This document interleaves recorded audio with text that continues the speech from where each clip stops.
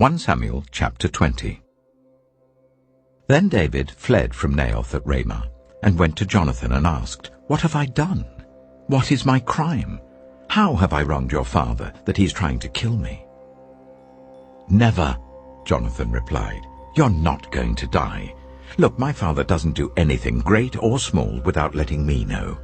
Why should he hide this from me? It isn't so." But David took an oath and said, "Your father knows very well that I have found favor in your eyes. And he has said to himself, 'Jonathan must not know this, or he will be grieved.' Yet as surely as the Lord lives and as you live, there is only a step between me and death."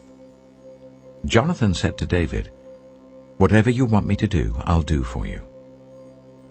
So David said, "Look, tomorrow is the new moon feast, and I am supposed to dine with the king. But let me go and hide in the field until the evening of the day after tomorrow.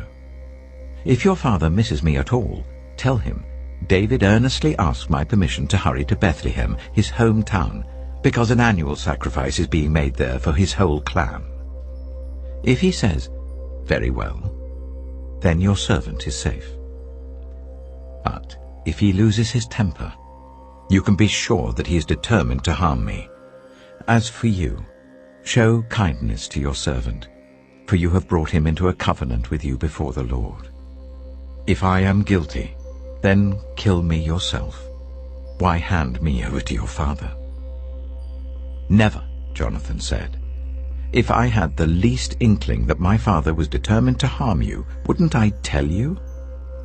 David asked, "Who will tell me if your father answers you harshly?" "Come," Jonathan said, "let's go out into the field."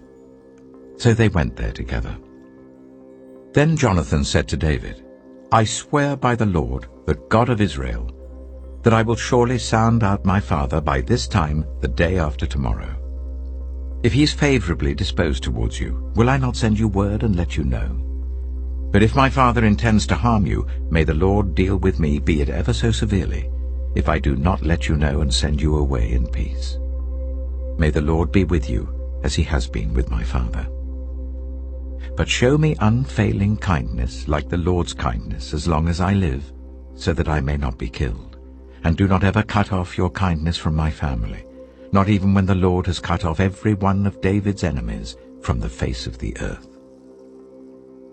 So Jonathan made a covenant with the house of David, saying, "May the Lord call David's enemies to account." And Jonathan made David reaffirm his oath out of love for him, because he loved him as he loved himself. Then Jonathan said to David, "Tomorrow is the new moon feast. You will be missed, because your seat will be empty. The day after tomorrow, towards evening, go to the place where you hid when this trouble began, and wait by the stone easel. I will shoot 3 arrows to the side of it, as though I were shooting at a target. Then I will send a boy, and say, 'Go find the arrows.' If I say to him, 'Look, the arrows are on this side of you, bring them here,' then come, because as surely as the Lord lives you are safe, there is no danger.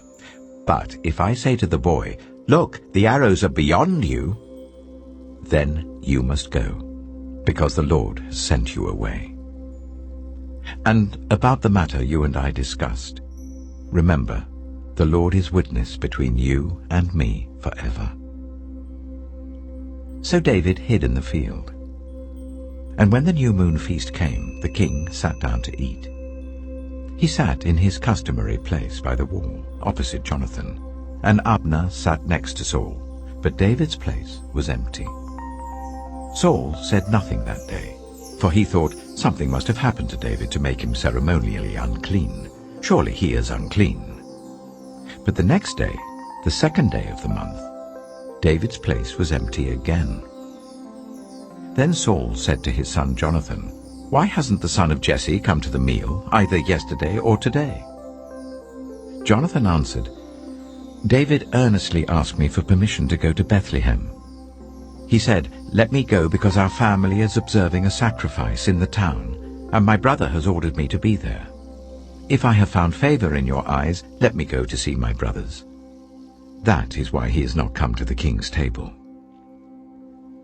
Saul's anger flared up at Jonathan, and he said to him, "You son of a perverse and rebellious woman! Don't I know that you have sided with the son of Jesse to your own shame, and to the shame of the mother who bore you?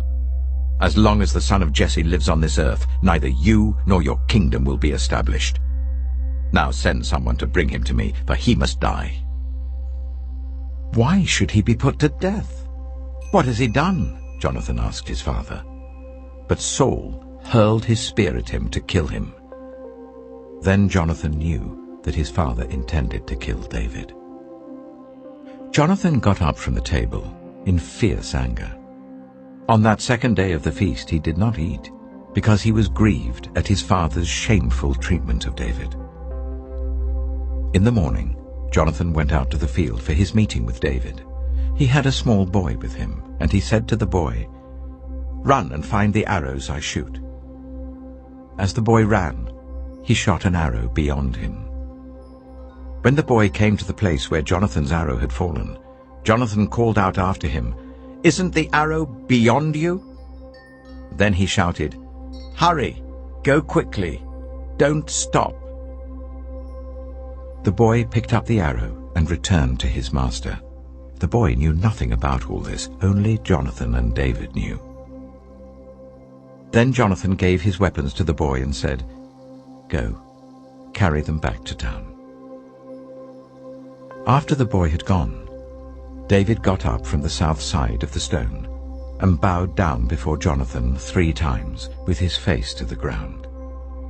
Then they kissed each other and wept together. But David wept the most. Jonathan said to David, "Go in peace, for we have sworn friendship with each other in the name of the Lord, saying, 'The Lord is witness between you and me, and between your descendants and my descendants forever.'" Then David left, and Jonathan went back to the town.